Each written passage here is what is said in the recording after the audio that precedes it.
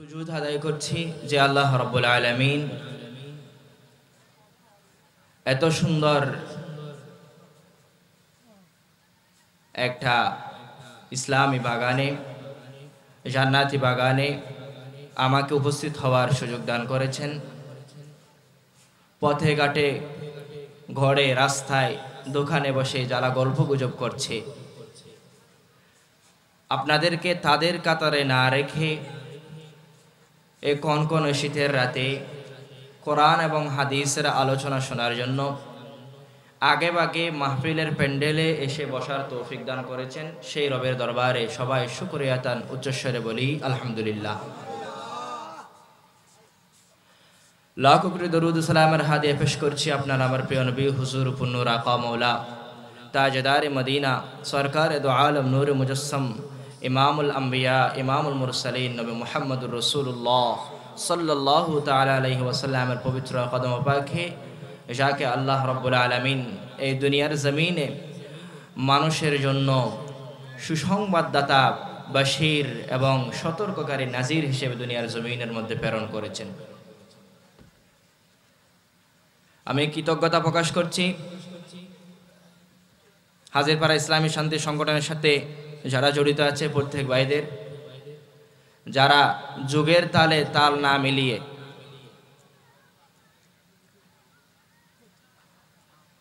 সুললিত কণ্ঠের মোহে না পড়ে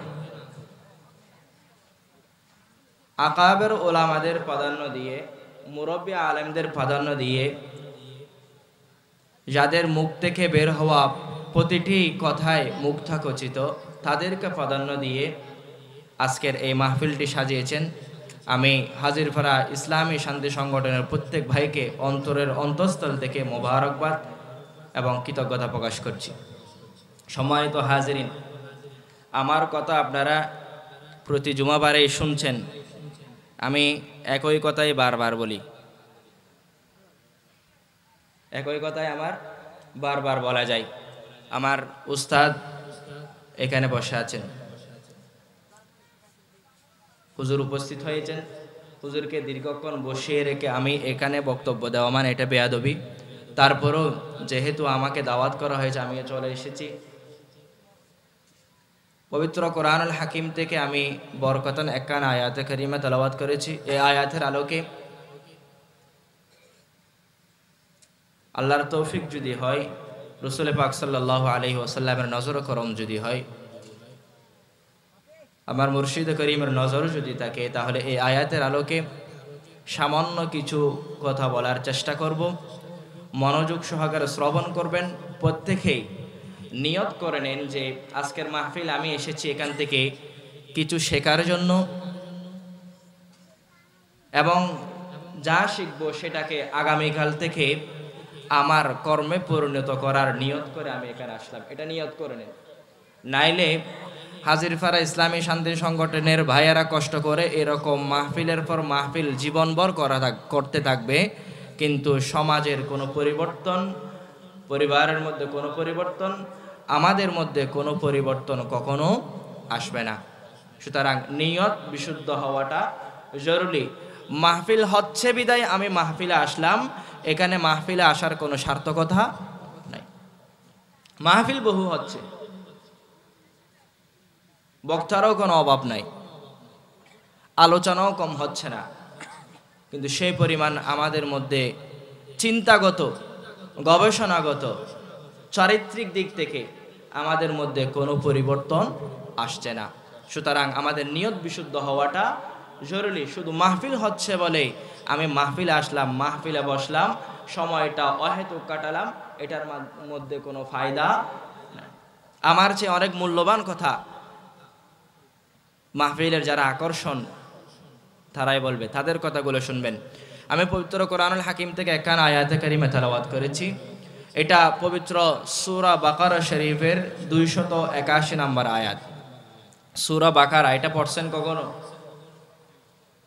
আজকাল তো আমাদের ঘরের মধ্যে কোরআন তেলাওয়াত বলতে কিছু নাই। মুসলমানের ছেলে, আমরা মুসলমান নাম ধারণ করে আছি, যদি বলি ভাই কোরআনের মধ্যে আল্লাহ কয়টা সূরা নাজিল করেছেন একটু বলো তো দেখি। মুসলমান নাম ধারণ করে আছি, যদি বলি হুজুর দোয়াটা একটু বলো না, যদি বলি তুমি মুসলমান ঘরের সন্তান, হুজুর ফরজ কয়টা একটু বলো, যদি বলি তুমি মুসলমান ঘরের সন্তান, তোমার উপর গোসলের মতো ফরজিয়াত তোমার উপর আবশ্যক হয়েছে, দেখি বলো তো গোসলের ফরজ কয়টা আছে। যদি বলি মসজিদের মধ্যে আজান হয়েছে, তুমি নামাজের মধ্যে যাবা, নামাজের যাওয়ার আগে কয়টা ফরজ আছে দেখি একটু বলো। নামাজে গিয়েছো তুমি, নামাজের ভিতরে কয়টা ফরজ আছে একটু বলো। কয়টা সুন্নত আছে, কয়টা ওয়াজিব আছে দেখি একটু বলো। পারবে? তাহলে এই মুসলমানিত্বের কোনো দাম আছে? মুসলমানিত্বের কোনো দাম আছে? আমাদেরকে পরিপূর্ণ মুসলমান হতে হবে, পরিপূর্ণ মুসলমান হতে হবে। পরিপূর্ণ মুসলমান তিনি যার অন্তরের মধ্যে আল্লাহর ভয় আছে। আওয়াজ বলি সুবহানাল্লাহ। এই কথাই আল্লাহ রাব্বুল আলামিন পবিত্র কোরআনুল হাকিমের 2 নম্বর সূরা সূরাতুল বাকারা শরীফের 281 নম্বর আয়াতের মধ্যে আল্লাহ রাব্বুল আলামিন তার বান্দাদেরকে সতর্ক করে দিচ্ছে, বান্দা তোকে যে আমি এত সুন্দর, এত সুসংগঠিত, এত সুন্দর মনোরম চেহারা দিয়ে তোকে আমি সৃষ্টি করে দুনিয়ার মধ্যে পাঠালাম, কেন পাঠালাম, কি উদ্দেশ্য আমার, দুনিয়ায় তোমাদের কাজটা কি, একটু তুমি জেনে নাও, একটু চিন্তা করো। আমি একটা উদ্দেশ্য নিয়ে তোমাদেরকে দুনিয়ার জমিনের মধ্যে পাঠিয়েছি। তো আমরা আমাদের উদ্দেশ্য ভুলে যাব, আমাদের লক্ষ্য ভুলে যাব, শয়তানের প্ররোচনায় পড়ে আমরা দুনিয়ার মোহে পড়ে, দুনিয়ার লোভে পড়ে আমরা আল্লাহকে ভুলে যাব, পরকালকে ভুলে যাব, কিয়ামতকে ভুলে যাব, কবরকে ভুলে যাব, মৃত্যুকে ভুলে যাব, কবরের আযাবকে ভুলে যাব, জাহান্নামের সেই বিভীষিকাময় আযাবকে আমি ভুলে যাব। এই জন্য আল্লাহ কোরআনের বিভিন্ন জায়গায় এই যে জাহান্নামের কথা বলে, কিয়ামতের কথা বলে, ওই কঠিন সময়ের কথা বলে, আল্লাহ আমাদেরকে কি করে দিয়েছেন, সতর্ক করে দিয়েছেন। আল্লাহ রাব্বুল আলামিন পবিত্র কোরআনুল হাকিমের সূরা বাকারা শরীফের 281 নম্বর আয়াতের মধ্যে আল্লাহ রাব্বুল আলামিন বলছেন, ওয়াত্তাকু ইয়াওমান তুরজাউনা ফীহি ইলাল্লাহ। আল্লাহ রাব্বুল আলামিন দুনিয়াবাসীকে সম্বোধন করে বলছেন, ওয়াত্তাকু ইয়াওমান, তোমরা বিভীষিকাময় ওই দিনকে তোমরা পরিপূর্ণভাবে ভয় করো। এটা কোন দিন? এই দিনকে কেন বিভীষিকাময় বলা হচ্ছে? এই দিনকে কেন এত কঠিন বানানো হয়েছে? এই দিনের কথা বলে আল্লাহ রাব্বুল আলামিন তার বান্দাদেরকে কেন সতর্ক করে দিচ্ছে? কেন এই দিনকে আল্লাহ রাব্বুল আলামিন ভয় করতে বলছেন? এই দিনটা কেমন হবে? পবিত্র কোরআনুল হাকিমের বিভিন্ন জায়গার মধ্যে আল্লাহ রাব্বুল আলামিন কিয়ামতের বর্ণনা দিয়েছেন, এই কঠিন সময়ের বর্ণনা দিয়েছেন। পবিত্র সূরা তাকবীরের মধ্যে আল্লাহ রাব্বুল আলামিন এই দিনটা কেমন হবে, এই দিনের অবস্থানটা কেমন হবে, এই দিনের বিভীষিকাটা কেমন হবে, মানুষকে সতর্ক করে দেওয়ার জন্য আল্লাহ রাব্বুল আলামিন পবিত্র কোরআনুল হাকিমের সূরা তাকবীরের মধ্যে বলছেন, ইযাশ শামসু কুওয়িরাত ওয়া ইযান নুজুমু কাদারাত ওয়া ইযাল জিবালু সুয়িরাত وإذا العشار عطلت وإذا الوحوش حشرت وإذا البحار سجرت وإذا النفوس زوجت وإذا الموءودة سئلت بأي ذنب قتلت। আল্লাহ রাব্বুল আলামিন পবিত্র কোরআনুল হাকিমের সূরা তাকবীরের এই প্রথম 10টা আয়াতের মধ্যে কিয়ামতের দিনের সেই বিভীষিকাময় অবস্থানটা তুলে ধরেছেন।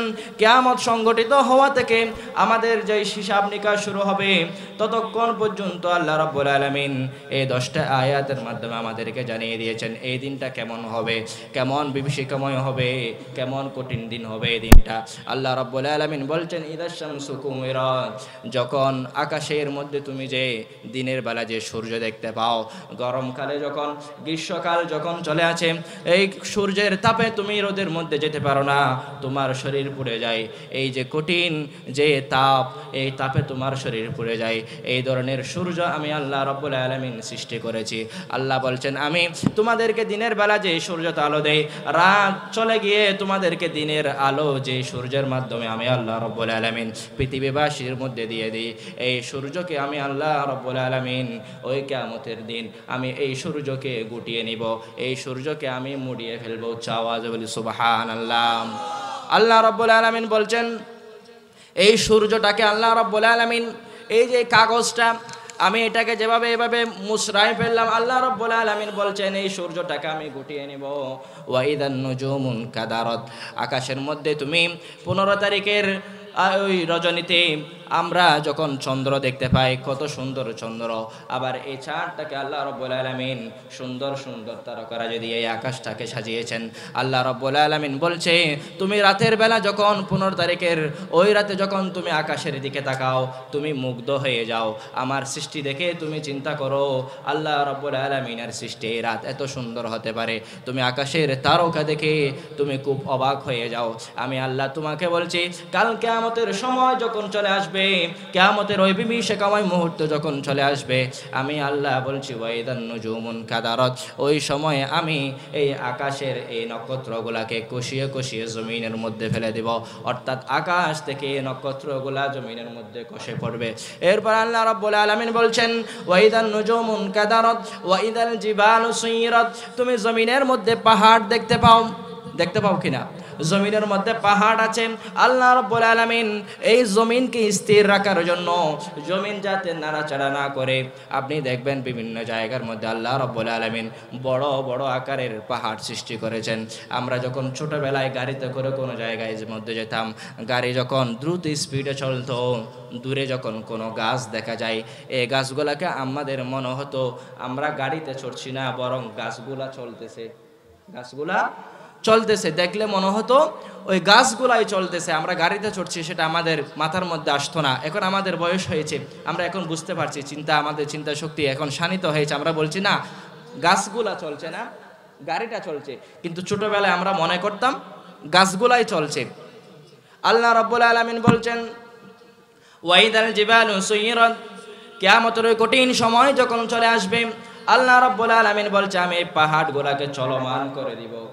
দেখেন কত কঠিন সময়।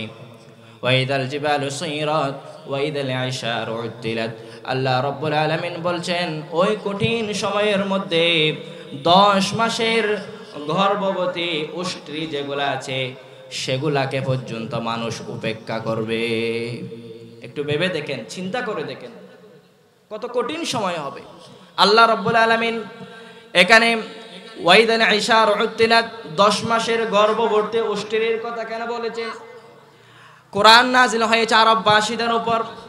আরব ভূমি ছিল মরুভূমি, এখানে আপনার অঞ্চলের পর অঞ্চল মরুভূমি, সেখানে চলার জন্য মানুষের সবচেয়ে প্রিয় যে বাহন ছিল সেটা ছিল ওট। ওট ছাড়া আরবের মানুষরা চলতে পারত না। এই জন্য আরবের মানুষের কাছে নিজের সন্তানের চেয়ে, নিজের অন্যান্য সম্পদের চেয়ে, নিজের ছেলে মেয়ের চেয়ে, নিজের মা বাবার চেয়ে, নিজের স্ত্রী পুত্রের চেয়ে ওই গর্ভধারিণী উষ্ট্রীটা সবচেয়ে বেশি প্রিয় ছিল। আল্লাহ রাব্বুল আলামিন উপমা দেওয়ার জন্য, কিয়ামতের বিভীষিকাকে বোঝানোর জন্য আল্লাহ রাব্বুল আলামিন ওই গর্ভবতী 10 মাসের উষ্ট্রীকে আল্লাহ রাব্বুল আলামিন আমাদের কাছে উদাহরণ স্বরূপ প্রেরণ করেছেন। আল্লাহ রাব্বুল আলামিন বলছেন এই 10 মাসের গর্ভবতী উষ্ট্রী, এটা উটের ওই যে মেয়ে উট যেটা আছে 10 মাসের গর্ভবতী, এটা এখন আজকে 10 মাস পূর্ণ হয়েছে, এখন বাচ্চা দিবে। আরবের ঘরের মধ্যে, মালিকের ঘরের মধ্যে আপনার আনন্দ উদ্বেল শুরু হয়ে যাবে। আমার উট আজকে কি দিয়েছেন? বাচ্চা দিয়েছেন। আল্লাহ রাব্বুল আলামিন বলছে আজকে বাচ্চা দিবে। এই ধরনের 10 মাসের গর্ভধারিণী উষ্ট্রীকে মানুষ ফেলে রেখে এদিক ওদিক ছোটাছুটি করবে। সুবহানাল্লাহ, কত কঠিন থাকবে। এরপর আল্লাহ রাব্বুল আলামিন বলেছেন ওয়াইদাল উহুশু হুশিরাত, বন্য যে সকল প্রাণী আছে এগুলা ছোটাছুটি করে এক জায়গার মধ্যে একত্রিত হয়ে যাবে। আল্লাহ রাব্বুল আলামিন বলেছেন বন্য প্রাণীগুলাকে আমি এক জায়গার মধ্যে একত্রিত করে ফেলবো।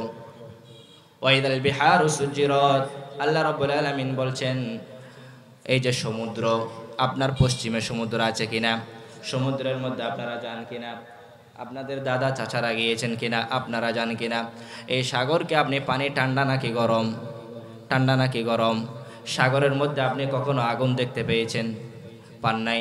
আল্লাহ রাব্বুল আলামিন বলছেন কিয়ামতের দিনটা এত বেশি কঠিন হবে, ওই সাগরকে, ওই সাগরের পানিগুলাকে অগ্নি উত্তাল করে দেওয়া হবে, সাগরের পানি ঢেউগুলা হবে অগ্নির। আল্লাহ রাব্বুল আলামিন বলছেন এই সাগরকে আমি আল্লাহ অগ্নি উত্তাল দিয়ে পরিপূর্ণ করে দিব।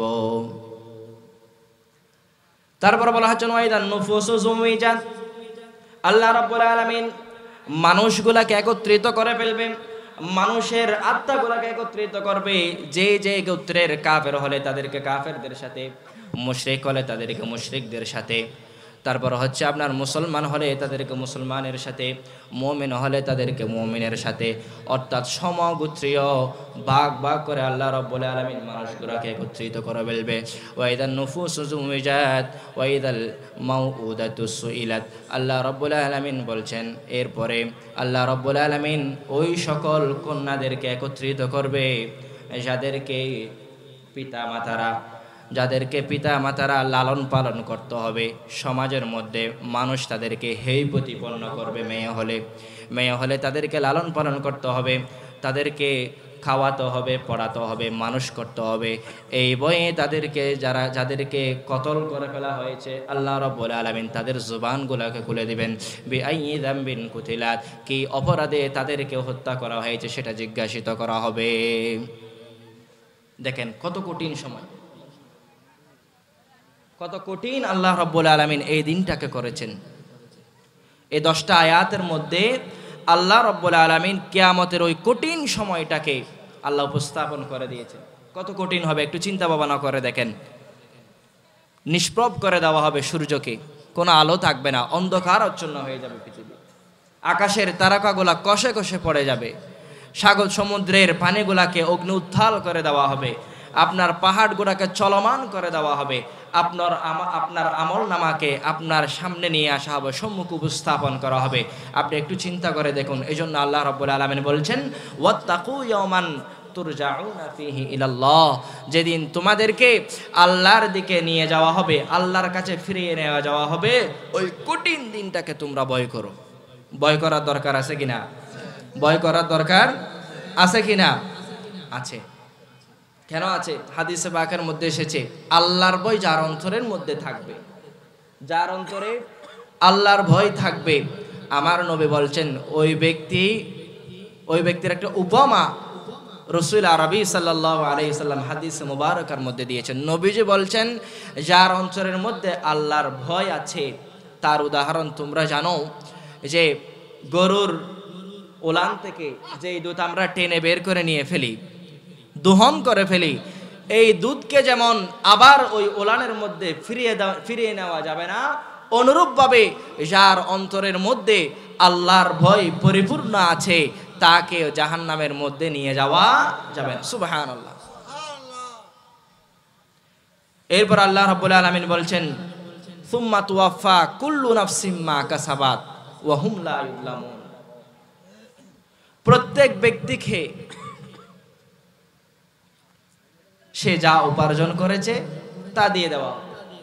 দুনিয়ার মধ্যে যদি আপনি ভালো কিছু করেন সেটার ফলাফলও আপনাকে দিয়ে দেওয়া হবে, খারাপ যদি কিছু করেন সেটাও পরিপূর্ণভাবে আপনাকে দিয়ে দেওয়া হবে। আল্লাহ রাব্বুল আলামিন বলছেন ওয়া হুম লা ইউযলামুন, তাদেরকে কোনো ধরনের কি করা হবে না, জুলুম করা হবে না, কোনো ধরনের জুলুম তাদেরকে করা হবে না। মারহাবা।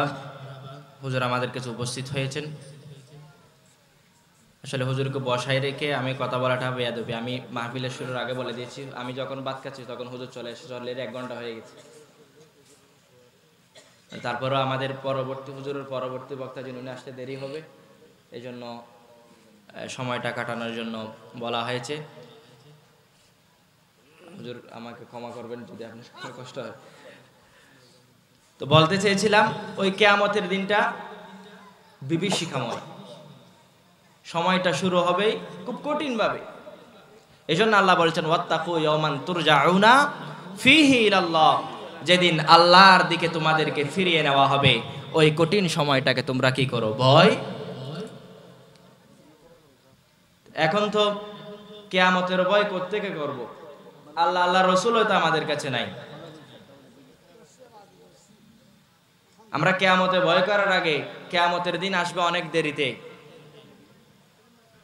কখন আসবে সেটা আমরা জানি না, কিন্তু মৃত্যু কখন আসবে সেটা তো কিছুটা হলেও জানা আছে। কিছুটা হলেও জানা আছে কিনা? আমি যে এখন এখানে আছি, এখান থেকে যে আমি আবার মাহফিল শেষ করে বাড়িতে যেতে পারবো, এটার কোনো গ্যারান্টি আছে? এটার কোনো গ্যারান্টি আছে? নাই। আমি যে স্টেট থেকে নামতে পারবো সেটার কোনো গ্যারান্টিও নাই।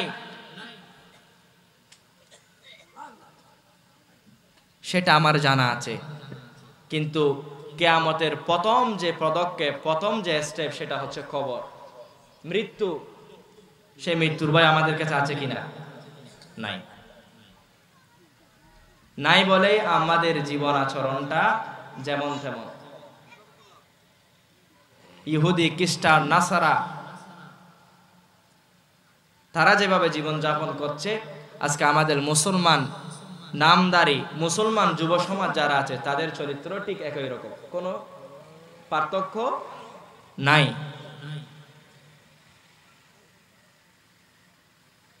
এজন্য আল্লাহ রাব্বুল আলামিন বলছেন ওয়া ইয়াখিরুনা লিল আযকানি ইয়াবকুনা ওয়া ইয়াজিদুহুম খুশুআ। সূরা বনী ইসরাঈলের মধ্যে বলে দিয়েছেন। সূরা নজমের মধ্যে আল্লাহ বলেছেন যে তোমরা ওয়া আনতুম সামিদুন, ওয়া আনতুম সামিতুন, তোমাদের কাছে কিয়ামতের কথা বলা হচ্ছে, কিয়ামতের আলোচনাগুলো তোমাদের কাছে করা হচ্ছে। কোরআনের মাধ্যমে আমার রাসূলের নূরানি জবান মোবারক দিয়ে তোমাদেরকে বলে দিচ্ছি, তোমরা সেগুলা শুনে আশ্চর্যবোধ করছো। ওয়াতাদাকুনা ওয়ালা তাবকুন, তোমরা আশ্চর্য হচ্ছ কিয়ামতের কথা শুনে। এই যে আমি বললাম আকাশ থেকে আপনার সূর্য যেটা আছে সেটাকে নিষ্প্রভ করে দেওয়া হবে, তারকাগুলো জমিনের মধ্যে খসে পড়বে, পাহাড়কে চলমান করে দেওয়া হবে, সাগরকে উত্তাল করে দেওয়া হবে, আপনার গর্ভবতী উষ্ট্রীকে উপেক্ষা করা হবে, মানুষকে একত্রিত করা হবে, মানুষের আমলনামাকে উপস্থাপন করা হবে। এই কথাগুলো আমি এখন বললাম, আপনার কাছে আশ্চর্য লাগছে। আকাশের মধ্যে সূর্য, সেটাকে আল্লাহ নিষ্প্রভ করে দেবে বলছেন, অন্ধকার করে দেবে বলছেন, আলো কেড়ে নিবে বলছে। এত সুন্দর তারকা দেখছি, সেটাকে জমিনের মধ্যে কষে পড়ে যাবে বলা হচ্ছে।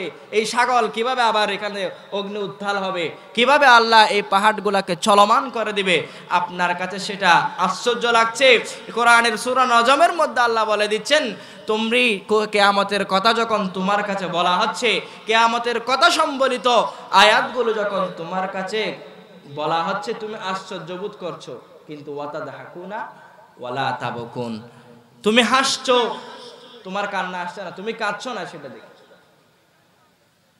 ওয়া আনতুম সামিতুন, তুমি দুনিয়ার মধ্যে গান বাজনা, লাফালাফি ফালাফালি এগুলা নিয়ে তুমি মুক্ত আছো। আল্লাহ রাব্বুল আলামিন আজ থেকে 1450 বছর আগে সূরা নজমের মধ্যে যে আয়াতে কারিমা আল্লাহ দিয়ে দিয়েছেন, সেটা কিয়ামত পর্যন্তের জন্য একই হুকুম, একই ধরনের অর্থ বহন করে। আজকে আমাদের সময়ের সাথে, আমাদের যুব সমাজের সাথে, আমাদের চাল চলনের সাথে এই আয়াতে কারিমার সাদৃশ্য হুবহু, কোনো ভিন্নতা নাই। এজন্য আমাদেরকে পরিবর্তন করতে হলে যেটা সবার আগে দরকার, সেটা হচ্ছে আল্লাহর ভয়। সেটা কি? আল্লাহর ভয়। আল্লাহ কোরআনের মধ্যে বলে দিয়েছেন, ইয়া আইয়ুহাল্লাযীনা আমানুত্তাকুল্লাহা হাক্কা তুকাতিহ। আল্লাহ ঈমানদারদেরকে সম্বোধন করে বলছে, যারা ঈমান এনেছে, আল্লাহর প্রতি বিশ্বাস স্থাপন যারা করেছে, রাসূল পাক সাল্লাল্লাহু আলাইহি ওয়াসাল্লামকে রাসূল হিসেবে যে মেনে নিয়েছে, কিয়ামতকে যে আছে সেটা, কিয়ামত যে হবে সেটাকে যে মেনে নিয়েছে, কবর যে আছে, মৃত্যু যে আছে, ফেরেশতা জগৎ অর্থাৎ ঈমানের সাথে সংবলিত যে সকল বিষয় আছে, এগুলাকে যারা মেনে নিয়েছে, আল্লাহ রাব্বুল আলামিন তাদেরকে আবার সম্বোধন করে বলছে, ইয়া আইয়ুহাল্লাযীনা আমানু, ও ঈমানদারেরা, ইত্তাকুল্লাহ, তোমরা আল্লাহকে ভয় করো। আল্লাহ ঈমানদারদেরকে সম্বোধন করে বলছে হাক্কা তুকাতিহি, যেভাবে ভয় করা উচিত সেভাবে ভয় করো। লা তামুতুন্না ইল্লা ওয়া আনতুম মুসলিমুন, তুমি মুসলমান না হয়ে কি করো না, মৃত্যুবরণ করো না। দেখেন আল্লাহ ঈমানদারদেরকে সম্বোধন করে বলছে, আবার বলছে লা তামুতুন্না ইল্লা ওয়া আনতুম মুসলিমুন, তুমি মুসলমান না হয়ে মৃত্যুবরণ করো না। ঈমানদারদেরকে সম্বোধন করে বলার পর মুসলমান না হয়ে মৃত্যুবরণ না করার জন্য বলা হচ্ছে। তাহলে বোঝা যাচ্ছে ঈমান আনার পরও ইসলাম শব্দের একটা অর্থ হচ্ছে আত্মসমর্পণ করা। আপনার সব কিছু আপনি কি করে দিয়েছেন, আপনি যখন সবকিছু আল্লাহর জন্য সমর্পণ করে দিবেন তখনই আপনি পরিপূর্ণ মুসলিম। এখন তাহলে বোঝা যাচ্ছে ঈমান আনার পরও ইসলামের অন্যান্য অনেক বিষয়, ফরজিয়াত ওয়াজিবাত আমরা যে ছেড়ে দিব সেটা আল্লাহ জানেন। আমাদের অবস্থান যেমন হবে, আমাদের চরিত্র যেমন হবে, আমাদের মধ্যে যে সত্যিকার মুসলমান মুমিন কাকে বলা হয় তার সিটে ফোটাও যে আমাদের মধ্যে থাকবে না, সেটা আমার আল্লাহর জানা ছিল কিনা।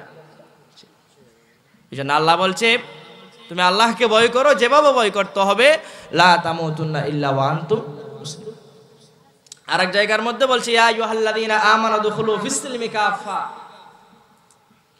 তোমরা ইসলামের মধ্যে, এখানেও ঈমানদারকে সম্বোধন করে বলছে তোমরা ইসলামের মধ্যে পরিপূর্ণভাবে প্রবেশ করো।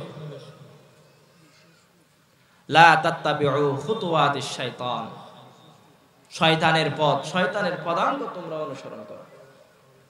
ইন্নাহু লাকুম আদুউম মুবিন, আমরা শত্রুকে চিনি না।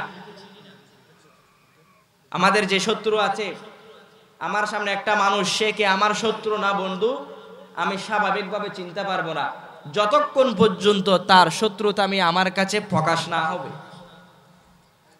ঠিক না? যতক্ষণ পর্যন্ত তার শত্রুতা আমি আমার কাছে প্রকাশিত না হবে ততক্ষণ পর্যন্ত আমি বুঝতে পারবো না আমার সামনে বসে থাকা মানুষটা, আমার সাথে সুন্দর ভাষায় কথা বলা মানুষটা, আমার সাথে লেনদেন করা মানুষটা, আমাকে সদুপদেশ দেওয়া মানুষটা আমার শত্রু নাকি বন্ধু, সেটা আমি ততক্ষণ পর্যন্ত ডিফাইন করতে পারবো না যতক্ষণ পর্যন্ত তাকে সচক্ষে আমি আমার বিরুদ্ধে কাজ করতে না দেখব। কিন্তু আল্লাহ রাব্বুল আলামিন শয়তানের ব্যাপারে আমাদেরকে বলে দিচ্ছেন সে তোমাদের প্রকাশ্য শত্রু। তাহলে আমরা যদি পরিপূর্ণ মুমিন মুসলমান হতে চাই, সবার আগে আমাদের যেটা প্রয়োজন সেটা হচ্ছে অন্তরের মধ্যে তাকওয়া, আল্লাহ ভীতিকে জায়গা দেওয়া, আল্লাহর ভয় অন্তরের মধ্যে রাখা। আপনার অন্তরের মধ্যে যদি আল্লাহর ভয় থাকে তাহলে আপনার চাল চলন যেমন তেমন হতে পারবে না, আপনার চাল চলন হবে বাছা বাছা। আপনি যখন বাজারে যান, হরেক রকমের মাছ আছে, সব মাছ কি আপনি নেন? সব মাছ আপনি নেন? চিংড়ি মাছ, সেই চিংড়ি মাছের মধ্যে আরো অনেক ধরনের মাছ আছে, কাঁকড়া আছে, তারপর হচ্ছে মুসলমানরা খায় না, খেতে পারে না, এই ধরনের অনেক মাছ আছে, এগুলোকে আপনি নেন? পচা কোনো মাছ, পচে গিয়েছে, সেই মাছকে আপনাকে মক্ত দিলে আপনি গ্রহণ করবেন? করবেন না। কেন? সেটা আপনার সাথে যায় না, আপনি সেটা খেতে পারবেন না, সেখানে শরীয়তের বিধিনিষেধ আছে, আপনি সেটা মানেন। বাজার থেকে আমি পচা মাছ কিনি না, আমি বেঁচে খাই, এটা হচ্ছে মুসলমানের চরিত্র। কিন্তু আমি নিজেকে মুসলমান দাবি করি, কিন্তু আমার চাল চলন, আমার উঠা বসা, আমার মধ্যে মুসলমানের কোনো কিছুই নাই। আমি বেঁচে খাই না, আমি হালাল হারাম তোয়াক্কা করি না, আমি বৈধ অবৈধ মেনে চলি না, আমি শরীয়ত আমাকে কি বলেছে সেটা আমি মানি না। আমি বর্তমানে আমার অবস্থান এমন, আমার নামটা মুসলমানের আছে, আমার মুখে দাড়ি আছে, আমার মাথার মধ্যে টুপি আছে, আমার শরীরের মধ্যে জুব্বা আছে, আমার সব আছে, দেখতে মুসলমানের মতো একদম। আমার চেয়ে বুজুর্গ কেউ নাই, কিন্তু আমার চাল চলন হচ্ছে ইহুদি নাসারাদের মতো।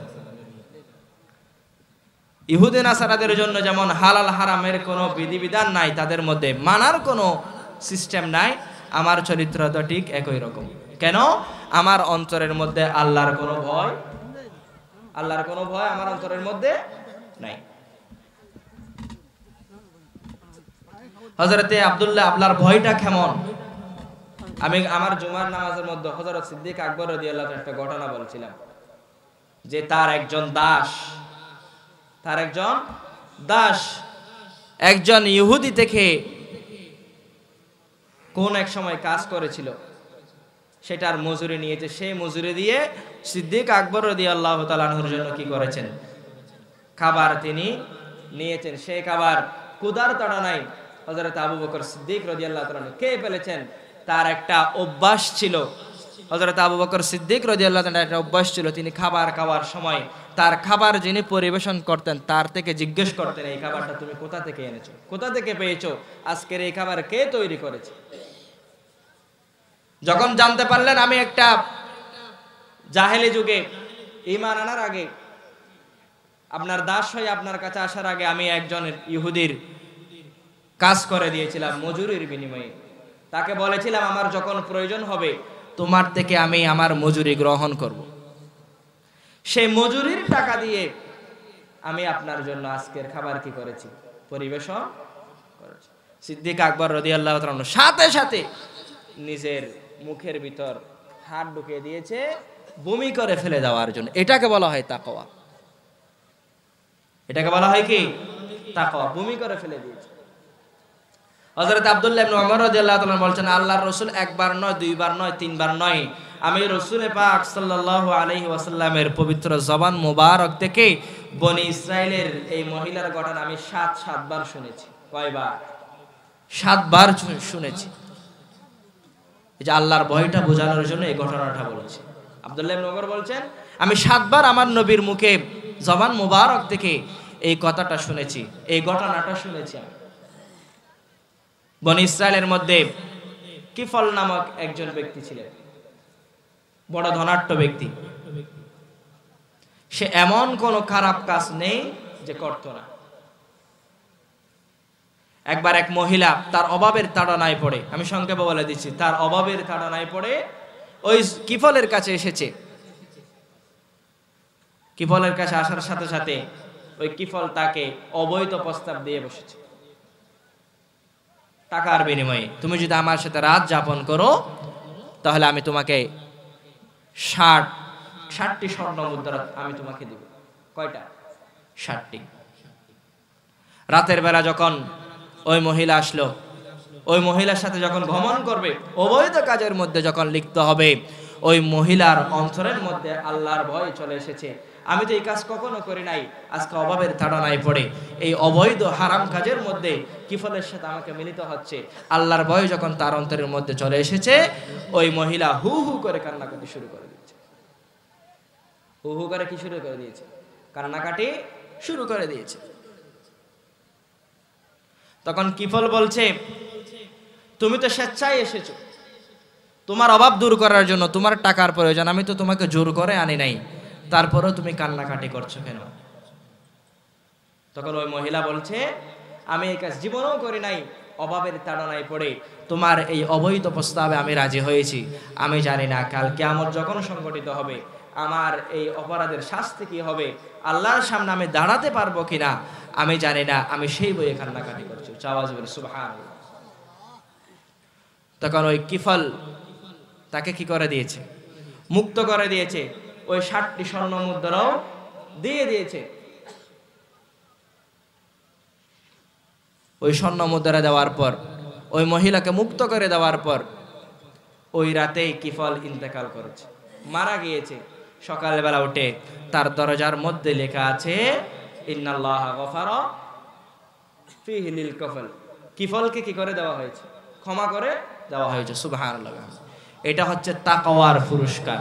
এটা কি তাকওয়ার পুরস্কার। এই যে আমি কিছুক্ষণ আগে বললাম, যার অন্তরের মধ্যে আল্লাহর ভয় আছে তার উদাহরণ হচ্ছে, আল্লাহর রাসূল বলছেন, আপনার গাভীর ওলান থেকে দুধ দোহন করে বের করে ফেললে সেই দুধ যেমন আর ওই গাভীর ওলানের মধ্যে ফিরিয়ে দেওয়া যাবে না, যার অন্তরের মধ্যে আল্লাহর ভয় আছে, আল্লাহকে পরিপূর্ণভাবে ভয় করে, তাকেও জাহান্নামের মধ্যে নিয়ে যাওয়া যাবে না। সুবহানাল্লাহ। হযরত আব্দুল্লাহ ইবনে আব্বাস রাদিয়াল্লাহু তাআলা বলেছেন, দুই শ্রেণীর মানুষ জাহান্নাম চোখে দেখবে না। কয় শ্রেণীর? দুই শ্রেণীর মানুষ জাহান্নাম কি চোখে দেখবে না।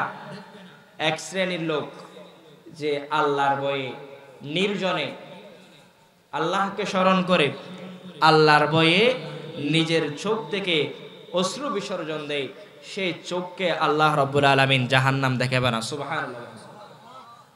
আর ওই ব্যক্তি যে নিজের দেশকে পাহারা দেয়, যে চোখ দিয়ে যে আল্লাহর রাস্তাকে পাহারা দেয়, আল্লাহর রাস্তাকে কি যে পাহারা দেয়, ওই চোখকে আল্লাহ রাব্বুল আলামিন কি দেখাবে না? জাহান্নাম দেখাবে না। আমার যুবক ভাইদেরকে বলছি, কথাগুলো আপনাদের জন্য। কথাগুলো কাদের জন্য? আপনাদের জন্য। এই যুবক বয়সটা আমরা এখন যেমন তেমন ভাবে কাটাচ্ছি। আমাদের মধ্যে দ্বীন ইসলামের ছিটে ফোঁটা বলতে কিছুই নাই। আমি মুসলমান ঘরের সন্তান, আমি জানি না উজু কাকে বলে, উজু কিভাবে করতে হবে আমি জানি না। মসজিদের মধ্যে আজান হয়েছে, নামাজ কিভাবে পড়তে হবে, নামাজে কিভাবে যেতে হবে, নামাজের ভিতরে বাহিরে ফরজ কয়টা আছে আমি জানি না। আমার উপর গোসলের ফরজিয়াত আবশ্যক হয়েছে, ফরজ গোসলটা আমি কিভাবে করব আমি জানি না। আমি জানি না আমার ঘরের মধ্যে বাবা মা আছে, তাদের জন্য আল্লাহর পক্ষ থেকে আমার জন্য কি নির্দেশ এসেছে আমি জানি না। আমার জন্য ফরজ ইবাদতগুলা পালন করতে হবে, সেটা কিভাবে পালন করব আমি জানি না। আমি জানি না আমার রাস্তার হক কি আছে, আমার প্রতিবেশীর হক কি আছে, আমার মুসলমানের হক কি আছে, আল্লাহর হক কি আছে, বান্দার হক কি আছে, এগুলার কোনোটাই আমরা কি জানি? এগুলো আমাদেরকে জানতে হবে, বুঝতে হবে। আমরা ওই যেমন তেমন করে চলাফেরা করলে হবে না। আমি হুজুর চলে আসছে এই জন্য সংক্ষেপ করে বলে দিচ্ছি, আমার যুবক ভাইরা যারা আছেন, আল্লাহ রাব্বুল আলামিন আপনাদেরকে সম্বোধন করে অনেক কথাই বলেছেন। হাদিসে মুবারকের মধ্যে রাসূল পাক সাল্লাল্লাহু আলাইহি ওয়াসাল্লাম শুধু যুব সম্প্রদায়কে সম্বোধন করে অনেক কথাই বলেছেন, যেগুলা বৃদ্ধদের জন্য বলে নাই, যেগুলা বৃদ্ধদের জন্য বলে নাই। যে 7 শ্রেণীর মানুষকে কিয়ামতের ময়দানে আল্লাহ তার আরশের নিচে স্থান দিবে বলেছেন, ছায়ার নিচে স্থান দিবে বলেছেন, তার মধ্যে 2 নম্বরে যাদের কথা বলা হয়েছে সেটা হচ্ছে যুবকদের কথা। কার কথা? যুবকদের কথা। এই যুবক বয়সটা আমরা যদি ইসলামের মধ্যে কাটাতে পারি, দ্বীন ইসলাম পালন করে যদি আশিকে রসুল হিসেবে যদি আমরা কাটাতে পারি, তাহলে আমাদের জীবনটা সার্থক। আর নাইলে আমরা আমাদের এই যুবক বয়স দিয়েই আমরা জাহান্নাম কামাই করে নিব। এই যুবক বয়স দিয়েই আমাদের বাবারা যারা আছেন, আমরা জানি না আমার মা বাবা যারা আছে, আমরা আমার সন্তানের প্রতি দায়িত্বটা কি সেটা আমরা জানি না। আমি শুধু বাবা হয়েছি, বাবা হিসেবে জন্ম দিয়েছি, সেই হিসেবে আমি বাবা। মা যিনি আছেন, মা হিসেবে আমি আমার সন্তানকে জন্ম দিয়েছি, সেই হিসেবে আমি মা। কিন্তু আমার মা হিসেবে সর্বপ্রথম আমার দায়িত্বটা কি, বাবা হিসেবে সর্বপ্রথম আমার দায়িত্বটা কি, সেটা আমরা জানি না। বাবা হিসেবে, মা হিসেবে আমাদের প্রথম যে দায়িত্ব সেটা হচ্ছে সন্তানকে দ্বীন শিক্ষা দেওয়া, ঈমান তাকে চিনিয়ে দেওয়া। ঈমান কাকে বলে, ইসলাম কাকে বলে তাকে চিনানো, নামাজ কাকে বলে, রোজা কাকে বলে, মানুষের সাথে কিভাবে আচরণ করবে, মানুষের হক কি, প্রতিবেশীর হক কি, বাবা মায়ের হক কি, ঘরের মধ্যে অন্যান্য সদস্যরা আছে তাদের হক কি, সেগুলো জানানো। কিন্তু আমাদের বাবারও যেমন তেমন চলাফেরা করেন, মায়েরও যেমন তেমন চলাফেরা করেন, সন্তানগুলো কয়েকদিন পর মা বাবা পর্যন্ত চিনে না। এই ধরনের হলে হবে না, আমাদেরকে সচেতন হতে হবে। বর্তমান যে সময়টা চলছে, যে সময়ের মধ্যে আমরা আছি, এটা খুব ক্রিটিক্যাল একটা সময়। সন্তানের কাছে মায়ের কোনো পরিচয় নাই, বাবার কোনো পরিচয় নাই, বাবা মায়ের কাছে সন্তানের কোনো পরিচয় নেই। বাবা মা লজ্জা পায় এই ছেলেটা আমার ছেলে বলতে, এই ছেলেটা আমার ছেলে এটা বলতে এখনকার বাবা মারা লজ্জা পায়। সন্তানের চরিত্র এমন। এগুলা থেকে পরিত্রাণ পেতে হলে সর্বপ্রথম আমাদেরকে ইসলামকে আমাদের ঘরের মধ্যে, ইসলামী যে সকল শিষ্টাচার আছে সেগুলা আমাদের ঘরের মধ্যে স্থান দিতে হবে। আমাদের ঘর থেকে পশ্চিমা যত সংস্কৃতি আছে সব দূর করতে হবে। সব কি করতে হবে? দূর করতে হবে। আমাদের কারিকুলামের মধ্যে, আমাদের সন্তানদের শিক্ষার মধ্যে প্রথম যেটা রাখতে হবে সেটা হচ্ছে কোরআন। সেটা কি? কোরআন। আজকে আমাদের ফুরকানিয়া বন্ধ, এত করে বলি। গত বছর আমি এই মাহফিল থেকে বলে দিয়েছিলাম মসজিদের মধ্যে কোরআন শিক্ষার কথা। একজন ভাই রাজিও হয়েছিলেন, কিন্তু এক বছরের মধ্যে একটা মানুষকেও ওই জায়গার মধ্যে গিয়ে যে কোরআন তেলাওয়াত শিখবে পাওয়া যায় নাই। কাউকে দেখলাম না যে তুমি মাহফিলের মধ্যে হাত তুলে বলেছো যে তুমি মসজিদের মধ্যে সব শ্রেণীর মানুষের জন্য কোরআন তেলাওয়াত শিখার ব্যবস্থা করে দিবে। তুমি যে বলেছো আমরা তোমার সাথে থাকবো, সহযোগী হিসেবে আছি, তুমি একটা হুজুর নিয়োগ দাও, ব্যবস্থাটা করো, আমরা গিয়ে শিখবো। এই ধরনের মন মানসিকতা কারো কাছ থেকে আমি পাই নাই। উল্টাটা পেয়েছি। কি পেয়েছি? উল্টাটা পেয়েছি। ফুরকানিয়ার মধ্যে ছেলে সন্তান আসে না, হুজুর বসে থাকে, পাওয়া যায় না। পাওয়া যাবে কোত্থেকে? আমরা তো শুধু যুবকদের কথা বলি, যুবকরা মোবাইলের মধ্যে ব্যস্ত থাকে। আপনি রাতের 12টার পরে দেখবেন আপনার ঘরের সব বই ইমুতে কি আছে, ইমুতে, ফেসবুকে, মেসেঞ্জারে, হোয়াটসঅ্যাপের মধ্যে আপনার ঘরের বউ সবগুলা রাতের 1টার পরে 12টার পরে কি তারা অনলাইনের মধ্যে থাকে। এখন এই মাগুলা ছেলে সন্তানকে কোত্থেকে দেবে? মাদ্রাসার মধ্যে ক্লাস চলে যায়, ফুরকানিয়া পড়ায় ছুটি দিয়ে দেয়, কিন্তু তারা ঘুম থেকে উঠতে পারে না। তাহলে সমাজ পরিবর্তন হবে কোত্থেকে? আপনারা সবসময় বলেন আমাদের এলাকার মধ্যে এরকম, অমুকের এলাকার মধ্যে এরকম, অমুক এলাকার মধ্যে এটা নাই, আমাদের ছেলেদের চরিত্র নষ্ট হয়ে যাচ্ছে, আমাদের ছেলেরা বিভিন্ন অবৈধ কাজের মধ্যে লিপ্ত হচ্ছে, আমাদের ছেলেরা জুয়া খেলছে, আমাদের ছেলেরা সিগারেট খাচ্ছে, আমাদের ছেলেরা মুরব্বীদেরকে মানছে না। তো সেই শিক্ষাটা আপনি দিচ্ছেন না। সেই শিক্ষা দিতে হলে আপনাকে রাতের 10টার আগে ঘুমাতে হবে, ফজরের নামাজের আগে উঠতে হবে। আপনি ফজরের নামাজ পড়ার সময় ছেলেকেও তুলে দিবেন, ছেলেকে ফজরের নামাজের পরে ফুরকানিয়ার মধ্যে না হলে আপনার পাশে বসাই আপনি কোরআন তেলাওয়াত করবেন, আপনার ছেলেকে শোনাতে হবে, পাশাপাশি তাকেও শিখাতে হবে। তারপর ওই ছেলে সিগারেট টানবে না, আপনার সামনে আরেকজনের সাথে ঝগড়া করবে না, আপনার সামনে সিগারেট নিয়ে টান দিবে না, আপনার সামনে ওই ছেলে জুয়া খেলবে না, আপনার সামনে ওই ছেলে অবৈধ ব্যবসা করবে না। এখন আপনার সামনে আপনি সন্তানকে বিবাহ করার নাই, আপনার সামনে আপনার চেয়ে আরেকজনের মেয়ে নিয়ে বাইকে করে দূরে চলে যায়, আপনি কিছু বলতে পারেন না, কারণ সেই শিক্ষা দিয়ে আপনি তাকে ছোটবেলা থেকে তুলেন নাই। সুতরাং আমাদের সচেতন হওয়াটা জরুরি।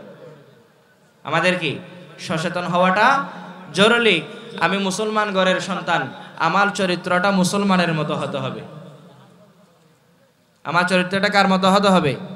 মুসলমানের মতো হতে হবে। দিনের 10টায়, দিনের 9টায়, দিনের 11টায় ঘুম থেকে উঠবে এগুলো ইহুদি নাসরারা। মুসলমান ঘরের প্রত্যেকটা ঘরের মধ্যে ফজরের আজান হওয়ার সাথে সাথে প্রত্যেকটা ঘরের মধ্যে বাতি জ্বলাটা জরুরি। প্রত্যেকটা ঘরে কি বাতি জ্বলাটা জরুরি। শহরের মধ্যে যদি আপনি 4তলা বিল্ডিং এর মধ্যে থাকেন, বড় জোর 2-3টা রুমের মধ্যে আপনি আলো দেখতে পাবেন, 7 এর উপর বিল্ডিং, বাকি সবগুলাতে আলো নিবানো বন্ধ।